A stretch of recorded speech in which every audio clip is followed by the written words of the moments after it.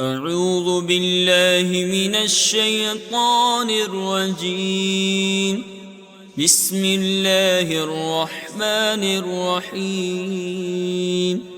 القارعة ما القارعة وما أدراك ما القارعة يوم يكون الناس كالفراش المبثوث وتكون الجبال كالعهن المنفوش فأما من ثقلت موازينه فهو في عيشة راضية وأما من خفت موازينه فأمه هاوية وما أدراك ما هي نار حامية.